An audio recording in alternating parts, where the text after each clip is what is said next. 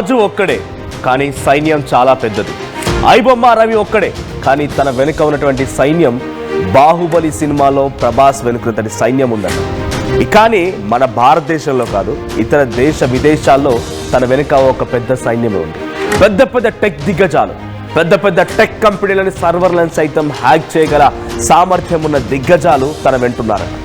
ఇప్పుడు ఇది పోలీసుల విచారణలో బయటపడుతున్న అంశాలు.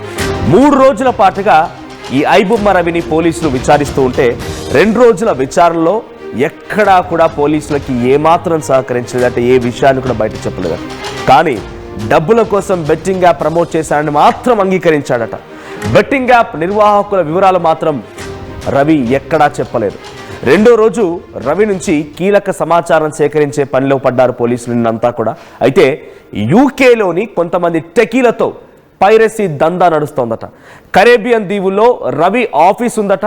అయితే రవి కింద 20 మంది కంటెంట్ క్రియేటర్లు, అంటే ఈ కంటెంట్ క్రియేటర్ ఇన్ సెన్స్ వాళ్ళు స్వతహాగా కంటెంట్ క్రియేట్ చేయకపోవచ్చు, కానీ ఈ కంటెంట్ని తమ ఖాతాల్లోకి క్రియేట్ చేయగల వ్యక్తులు 20 మంది టెక్ దిగ్గజాలు తన దగ్గర ఉన్నారట. ఇక ఐబొమ్మ బప్పం వెబ్సైట్ అని కూడా ఆయన మాత్రమే తొలగించగలుగుతాడట. ఈ విషయాన్ని పోలీసులు చెప్తున్నారు. ఐబొమ్మ బప్పం వెబ్సైట్లని మాత్రమే తొలగించారు పోలీసులు. ఆయన దీనికి సంబంధించి పూర్తి స్థాయిలో క్రియేటింగ్ డైరెక్టర్గా, క్రియేషన్ హెడ్గా ఆయన ఉన్నారు 2 వెబ్సైట్లకి. సో అయితే ఆ 2 వెబ్సైట్లను కూడా పోలీసులు ఇప్పుడు తొలగించారట. వెబ్సైట్ తొలగించినప్పటికీ ఇంకా ఈ పైరసీ సినిమాలు మాత్రం ఆగడం లేదు. మరో వెబ్సైట్లో ప్లే అయ్యేలా లింక్ చేసి పెట్టాడు రవి. తన టీం కూడా బ్యాక్ ఎండ్లో వర్క్ చేస్తోంది. సో ప్రెజెంట్ రాజు ఒక్కడే కానీ రాజ్యం చాలా పెద్దది, ఆ తర్వాత సైన్యం కూడా చాలా పెద్దది. బాహుబలి సినిమాలో ప్రభాస్కున్నటువంటి సైన్యం రవి వెనకాల ఉందట. నేను చెప్పినట్టు ఇందాక పెద్ద పెద్ద టెక్ కంపెనీలను సైతం కుప్ప కూల్చేసి వాటి సర్వర్లను సైతం హ్యాక్ చేయగల సామర్థ్యమైనటువంటి టెకీలు రవి దగ్గర ఉన్నారట. వారంతా యూకేలో పనిచేస్తున్నారట. కరేబియన్ దీవుల్లో ఉన్నటువంటి ఒక చిన్న దేశానికి సంబంధించినటువంటి ఒక సిటిజన్షిప్ తీసుకున్నాడు ఈ రవి. అయితే అక్కడ కూడా టీం ఉందట. రవి కింద కరేబియన్ దీవుల్లో ఆయనకున్న ఆఫీస్లోనే సుమారుగా 20 మంది టెక్ దిగ్గజాలు ఉన్నారట. వారంతా కూడా ఒకదాని తర్వాత ఒకటి లింక్ చేస్తూ అది మిర్రర్ సైట్లను ఓపెన్ చేస్తూ ఉన్నారు. సో ఐబొమ్మ బప్పం లాంటి సైట్స్ క్లోజ్ అయినప్పటికీ ఇంకా పైరసీ సినిమాలు కనిపిస్తున్నాయంటే ఆయన వెనుక పనిచేస్తున్న టీం ఇదంతా చేస్తుంది. అంతా ఎందుకు, ఇప్పుడు ఈ సోషల్ మీడియాలో వైరల్ అవుతున్నట్టుగా నిన్న మొన్న రిలీజ్ అయిన సినిమాలు కూడా దాంట్లో ప్లే అవుతున్నాయంట. నిజంగా షాకింగ్. నిన్న మొన్న ప్లే అవుతున్న సినిమాలు కూడా ఇక్కడ మళ్ళీ ఈ వెబ్సైట్స్లో ఐబొమ్మ లాంటి సైట్స్లో ప్లే అవుతున్నాయంటే ఎంతటి సామర్థ్యం, ఎంతటి బ్యాక్గ్రౌండ్ టీం ఉందో రవికి అర్థమవుతోంది. సో మాట్లాడదాం. మాతో పాటుగా మా ప్రతినిధి పవన్ సిద్ధంగా ఉన్నారు. పవన్, సో ఐబొమ్మ రవి వెనక ఒక పెద్ద సైన్యమే ఉంది. ఆయన వెనకాల పెద్ద పెద్ద టెక్ కంపెనీల సర్వర్లను సైతం హ్యాక్ చేయగల సామర్థ్యమైన టెక్కీలు ఉన్నారు. సో ఒక 20 మంది పెద్ద టీం కూడా ఉంది ఆయన వెనకాల చెప్తూ ఉన్నారు. సో పోలీసులకు ఏమాత్రం సహకరించడం లేదు రవని కూడా తెలుస్తోంది. సో ఐబొమ్మ బప్పం వెబ్సైట్లు మూతపడ్డాయా, ఇంకా నడుస్తున్నాయి, ఏంటి అసలు ఏం అర్థం కావడం లేదు. ఎక్కడ చూసినా కూడా ఇంకా పైరసీ మూవీలు కనిపిస్తూనే ఉన్నాయి. రైట్ మనోజ్, ఏదైతే ఇమ్మడి రవిని అరెస్ట్ చేసిన తర్వాత నుంచి ఇప్పటి వరకు కూడా పోలీసులు ప్రాథమిక విచారణని సేకరించడం జరిగింది. కంప్లీట్గా అతని దగ్గర నుంచి ఫుల్ డీటెయిల్స్ అయితే ఇప్పటివరకు కూడా రాబట్టలేకపోయారు. ఎందుకంటే ఇప్పటివరకు కూడా అతను ఇలాంటి విషయాలకు సహకరించట్లేదని తెలుస్తూ ఉంది. ఎందుకంటే ఆ ఇన్వెస్టిగేషన్ సమయంలో ఆయన వ్యక్తిగత విషయాలు అండ్ ఆయన లైఫ్లో ఫేస్ చేసిన విషయాలు అండ్ స్టడీ నుంచి ఇప్పుడు ఈ పైరసీ భూతం వరకు ఏదైతే ఉందో ఈ డీటెయిల్స్ చెప్పాడు. కానీ ఈ డాటా ఎక్కడుంది, మీ సర్వర్ ఆఫీస్ ఎక్కడుంది, మీ ఎంతమంది ఎంప్లాయీస్ ఉన్నారు మీ దాంట్లో, అండ్ ఏ సర్వర్ని ఉపయోగిస్తున్నారు, ఎన్ని ఇంకా మిర్రర్ సైట్లు ఉన్నాయి, ఇలాంటి కీలకమైన ఇన్ఫర్మేషన్ మాత్రం ఇప్పటివరకు అయితే ఇమ్మడి రవి అయితే బయట పెట్టడం లేదు. ఆ విషయాల గురించి అయితే చాలా గోప్యంగా ఉంచినట్టు కనిపిస్తూ ఉంది. ఎందుకంటే ఆ ఐబొమ్మని క్లోజ్ చేసిన తర్వాత మొత్తం కూడా ఐబొమ్మ రవిని ఇమ్మడి రవిని అరెస్ట్ చేశాక ఐబొమ్మని క్లోజ్ చేసామంటూ కూడా పోలీసులు ఒక ప్రెస్ మీట్ పెట్టి సినీ ప్రముఖులతో మాట్లాడిన తర్వాత ఐబొమ్మ 1 అనే పేరుతో కొత్తగా వెబ్సైట్ రావడం, దాన్ని SBI ఇన్సూరెన్స్ అనే పేరుతోటి దాంట్లో ఆ మూవీ లింక్ని పే చేస్తే చాలా ఫ్రీగా మూవీస్ అయితే ప్లే అవుతూ ఉన్నాయి. దాని తర్వాత నుంచి ఇప్పుడు వచ్చిన సినిమాలు కూడా కంటిన్యూస్గా వెబ్సైట్లలో చాలా సదాహాగా ప్లే అవుతూనే వస్తూ ఉన్నాయి. అంటే దీని వెనుక ఇంకా బ్యాక్గ్రౌండ్ టీం ఎంతో రన్ అవుతుంది కాబట్టి ఇమ్మడి రవి పోలీసుల కస్టడీలో ఉన్నా కూడా భయపడకుండా, చెల్లించకుండా అంతే ధైర్యంగా ఉన్నాడు. బయట నుంచి కొంతమంది లాయర్లు అయితే మేము స్వతహాగా వచ్చి మేము రవి తరపున మేము వాదిస్తాం, బెయిల్ తీసుకొస్తామన్నా కూడా రవి వాళ్ళకి ఇంకా సపోర్ట్ చేయలేదు, వారితో మాట్లాడలేదు, వారి డాక్యుమెంట్స్ మీద కూడా సైన్ చేయలేదు. ఎందుకంటే రవికి ఏదో గట్టి బ్యాక్గ్రౌండ్ సపోర్ట్ ఉన్నట్టు కనిపిస్తూ ఉంది. ఎందుకంటే ఇప్పుడు లాయర్స్ వచ్చి మాట్లాడుతున్నా కూడా వారికై మాట్లాడడం లేదు, సంతకం పెట్టలేదంటే ఎవరో ఉన్నారు ఇతని వెనక, ఎవరో విడిపించడానికి సిద్ధంగా ఉన్నారని ఒక ధైర్యంతోనే రవి అయితే లోపల చాలా కూల్గా ఉండడం జరిగింది. పోలీసులు ఎంత విచారించినా, ఎన్ని క్వశ్చన్స్ చేసినా కూడా చాలా కూల్గా, నిశ్శబ్దంగా, సైలెంట్గా ఆయన వ్యక్తిగత విషయాలు చెప్పుకొస్తూ ఉన్నాడు. ఎందుకంటే ఆయన చెప్పిన విషయాలు కేవలం అతను MBA చదివి అక్కడి నుంచి ఉద్యోగం కోసం ముంబై వెళ్ళి అక్కడ తర్వాత కోర్సులు చేసుకొని ఒక్కోసారి అర్ధాకలతో పడుకున్నాను, ఉద్యోగాలు లేక పైసలు లేక అర్ధాకలతో పడుకున్నాను, ఆ తర్వాత ప్రేమించి పెళ్లి చేసుకున్నాక భార్యతో విడాకులు తీసుకున్నాను. ఇవన్నిటికి కూడా కారణం ఈ డబ్బు లేకపోవడం అనే నేపథ్యంలోనే నేను ఈ బెట్టింగ్ యాప్ ప్రమోట్ చేస్తూ డబ్బులు కానిచ్చాను. ఆ బెట్టింగ్ యాప్లు వచ్చిన డబ్బుతోటి ఏదైతే one Tamil rockers and movie rules ఈ వెబ్సైట్స్ ఏవైతే ఉన్నాయో ఆ వెబ్సైట్స్ నుంచి కొన్ని మూవీస్ నేను కొన్నాను. అప్పుడు అంటే ఇనిషియల్ స్టేజ్లో నా దగ్గర అంత పైరసీ చేసేంత టెక్నాలజీ లేదు కాబట్టి ఈ బెట్టింగ్ యాప్స్ వచ్చిన డబ్బులతోటి ఆ తమిళ్ రాకర్స్ వెబ్సైట్ నుంచి కొన్ని మూవీస్ కొని నా దాంట్లో అప్లోడ్ చేస్తానంటూ కూడా పోలీసులకు అతను రవి వెల్లడించడం జరిగింది. దాని తర్వాత నుంచి తనే స్వతహాగా వెబ్సైట్లను హ్యాక్ చేస్తూ వారి ఏదైతే శాటిలైట్ ఛానల్స్లో శాటిలైట్ యూవీ ట్రాన్స్ఫర్ అవుతుంటుందో అందులోంచి మూవీ కాపీ చేసుకొని దగ్గర పెట్టుకోవడం జరిగింది. అండ్ దీని తర్వాత నుంచి అతను నెట్వర్క్ పెంచుకుంటూ పోయి మొబైల్స్ లో రికార్డ్ పర్సన్, తన వెనుక ఒక పెద్ద టీం కూడా ఉంది.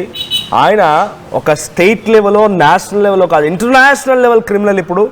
ఎందుకంటే ఆయన సిటిజన్షిప్ ఇక్కడ లేదు, ఆయన వెబ్సైట్స్ మొత్తం కూడా UK నుంచి ఆపరేట్ అవుతున్నాయి, కరేబియన్ దీవుల్లో ఆయన ఒక ఆఫీస్ ఉంది, ఇంటర్నేషనల్ క్రిమినల్. సో సిటిజన్షిప్ లేకపోవడం కూడా పోలీసులకు ఒక సవాల్గా మారింది. ఇండియన్ చట్టాల ప్రకారంగా తనని శిక్షని విధించడమో, తనని శిక్షించడమో, లేకుంటే తను అరెస్ట్ చేయడం ఇవన్నీ కూడా సాధ్యపడదు అనేటువంటి ఒక చర్చ ప్రధానంగా జోరందుకుంది. Is that true? లీగల్గా ఏం తెలుస్తోంది? ఆయన ఇండియన్ సిటిజన్షిప్ని వదులుకున్నాడు కాబట్టి ఇక్కడ అంత కఠినంగా ఆయనపై వ్యవహరించలేకపోవచ్చా? ఎస్ మనోజ్, ఏదైతే తను విదేశాలకు వెళ్ళినప్పుడు అయితే అతని ఐడెంటిటీ మార్చుకోవడం జరిగింది. వేరే పేరుతోటి ఒక కొత్త ఐడెంటిటీ, పాస్పోర్ట్ కానీ ఓటర్ ID కానీ సంబంధించిన అక్కడ స్వతహా అక్కడ దేశం సంబంధించిన కొత్త ఐడెంటిటీ, కొత్త పేరుతో అతనైతే అక్కడ జీవిస్తూ ఉన్నాడు. సో తను ఇక్కడ అరెస్ట్ చేసిన, ఇక్కడ ఈ ఐడెంటిటీతో అరెస్ట్ చేసిన ఆ కేసుకి ఈయనకి ఇక్కడ లింక్ అవ్వట్లేదు. ఎందుకంటే వేరే దేశం వెళ్ళినప్పుడు ఆయన ఇంకో కొత్త పేరు, ఫేస్ ఒకటే ఉంది కానీ పేర్లు వేరు, ఐడెంటిటీ వేరు ఉంది. సో అక్కడ దేశం కూడా మన పోలీసులకు సహకరించడం లేదు. ఎందుకంటే వీళ్ళు ఇమ్మడి రవి గురించి చెప్తా ఉన్నారు కానీ అక్కడ ఉన్న పర్సన్ వేరే పర్సన్గా ఉండడం జరిగింది. ఐడెంటిటీ కంప్లీట్గా మార్చుకోవడం జరిగింది. ఫ్రాన్స్ కానీ కరేబియన్ ఐలాండ్స్లో కానీ ఒక ఆఫీస్ పెట్టుకొని 20 మంది ఎంప్లాయీస్ని పెట్టుకొని రన్ చేస్తూ ఉన్నాడు. అంటే ఒక సినిమాలో చూసినట్టుగా తెలుస్తుంది, గోలిమార్ సినిమాలో చూసినట్టు విలన్స్ ఇక్కడ ఒక పేరుతో ఉంటారు, ఫారెన్ అబ్రాడ్కి వెళ్ళినప్పుడు అక్కడ కొత్త పాస్పోర్ట్తో అక్కడ జీవిస్తూ ఉంటారు. సో పోలీసులకి ఒక పెద్ద సవాల్గా మారుతూ ఉంటుంది. అదే సిచ్యువేషన్ ఇప్పుడు కూడా ఏర్పడింది. ఇక్కడ ఒక సిటిజన్తో ఉన్నాడు, ఇండియన్ సిటిజన్. అంటే ఇక్కడ ఇమ్మడి రవితో ఉన్న ఈయనను పోలీసులు అరెస్ట్ చేయాలన్నా ఇక్కడ బెట్టింగ్ యాప్ సంబంధించిన కేసులే ఉంటాయి. ఒకవేళ పైరసీ భూతాన్ని ఇందులో ఇన్వాల్వ్ అయ్యాడు, ఇది అంతా కూడా ఈయనతోనే సూత్రధాడు అని ప్రూఫ్ చేయాలనుకుంటే సో ఫారెన్ దేశంలో ఏదైతే ఆ దేశాలలో ఏదైతే ఐడితో ఉన్నాడో అక్కడ ఐడితో పట్టుకోవాల్సి ఉంటుంది. అక్కడ ఇమ్మడి రవి కాదు, వేరే పర్సన్ ఉన్నాడు కాబట్టి సో రెండు విభిన్న వర్గాలుగా ఉన్నాయి. సో కంప్లీట్గా పోలీసులు కూడా అక్కడ ఇన్ఫర్మేషన్ ఇక్కడికి ఇచ్చే అవకాశం లేదు. కేవలం ఇక్కడ లావాదేవీలు మాత్రమే బ్యాంక్ వాళ్ళకి ఇవ్వాలంటూ, రవి చేసిన లావాదేవీలు మాకు ఇవ్వాలంటూ కూడా పోలీసులకు ఒక లేఖ రాయడం జరిగింది పోలీసులు. సో ఫ్రాన్స్లో ఉన్న అతను ఆఫీస్ కానీ ఇల్లు కానీ సో డిఫరెంట్గా ఉంది. కరేబియన్ ఐలాండ్స్లో అతను ఇంకో ఐడెంటిటీతో ఉన్నాడు. సో కంప్లీట్గా 3-4 ఐడెంటిటీతో ఇమ్మడి రవి అయితే సర్వైవ్ అయ్యాడు. కానీ ఫ్యాన్స్ మాత్రం అరెస్ట్ అయిపోయాడు. ఐబొమ్మ లాంటి వెబ్సైట్స్ ని క్లోజ్ చేశాము, ఇవన్నీ పోలీసులు చెప్తున్న మాటలు. కానీ రీసెంట్ గా మొన్న విడుదలైనటువంటి సినిమాలు కూడా ఇంకా ఆ వెబ్సైట్లు అవైలబుల్ గా ఉన్నాయంట.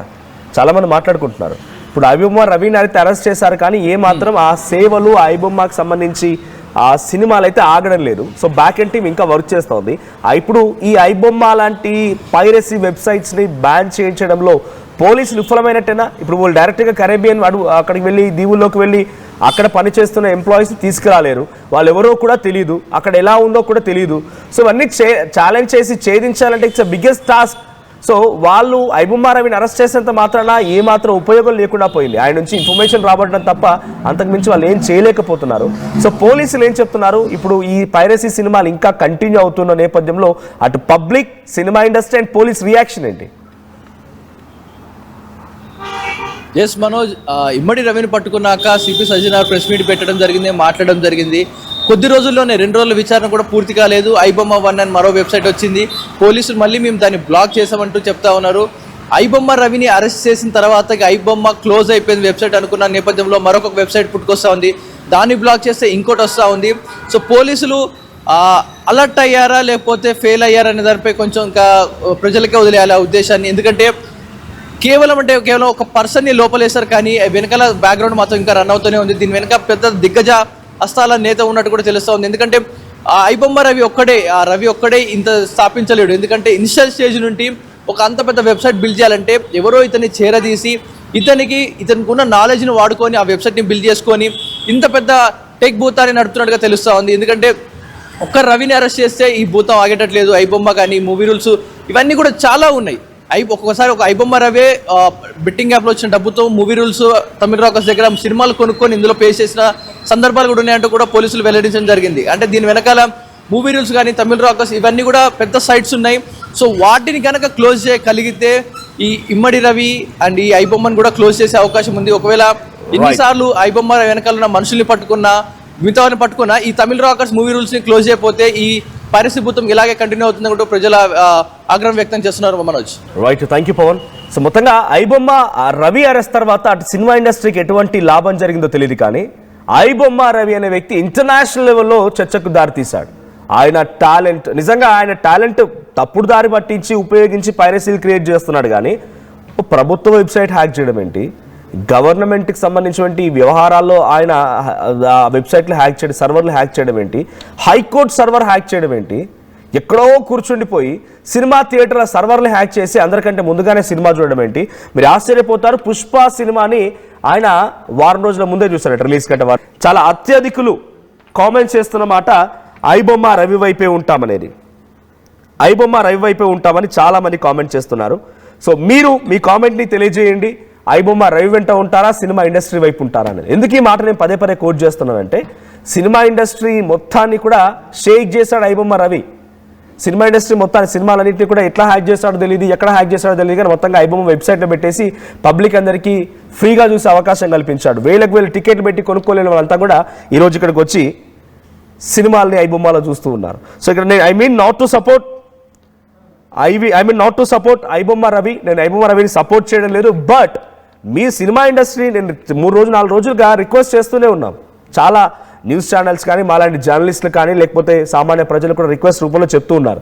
మీరు చెప్పండి, మేము సినిమా టికెట్ ధరలు పెంచమని ప్రభుత్వాన్ని కోరము. సామాన్యమైన టికెట్, అది పెద్ద స్టార్ సినిమా అయినా, అది ఏ స్టార్ అయినా, ఏ గ్రౌండ్ నుంచి వచ్చినటువంటి ఒక నటుడైనా కూడా, ఎవరి సినిమా అయినా కూడా ఒకే ధరకి మేము ఇస్తాము. ఒక నిర్ణయం తీసుకోండి. ఎందుకు పత్తి దగ్గర పంట చెల్లు దగ్గర పత్తి కొనుగోలు సమయంలో అన్నిటికీ ఒకే ధర ఉంటుంది, కానీ ధర వ్యత్యాసాలు ఉన్నాయి కదా. ఒక ధర ఫిక్స్ చేసినా ఆ ధరకి అందరూ అమ్ముకోవాలి. అట్లాగే మీరు కూడా ఒక సినిమా ధరకి ఒక టికెట్ రేట్ ఫిక్స్ చేయండి, అన్ని ఆ ధరకే తీసుకోండి. మేము ఎక్కువ ఖర్చు చేస్తున్నాం కదా అంటే, ఎక్కువ ఖర్చు చేయడం మూలంగా ఎక్కువ మంది జనం చూస్తారు మీ సినిమాని. ఎక్కువ జనం చూస్తే మీకు ప్రాఫిటే కదా. సో కానీ మీ వ్యత్యాసాలు, మీ యొక్క చర్యలు, మీరు మాట్లాడే మాటలే ఈరోజు మిమ్మల్ని ఇబ్బంది గురి చేస్తున్నాయి. నేను ఇందాక మిమ్మల్ని అడిగిన క్వశ్చన్కి విక్కీ విజయ్ కామెంట్ చేశారు. ఏమన్నారంటే, రవితోనే బ్రదర్, ఎవరితో ఉన్నారు మీరు ఎవరికి సపోర్ట్ చేస్తున్నారంటే రవితోనే అని చెప్తున్నాడు ఆయన. తర్వాత శ్రీనివాస్ ఐబొమ్మ రవి సపోర్ట్ చేస్తున్నాడంట. తర్వాత సుధాకర్ గిడ్డి ఐబొమ్మ రవిని సపోర్ట్ చేస్తున్నాడు అంటున్నాడు.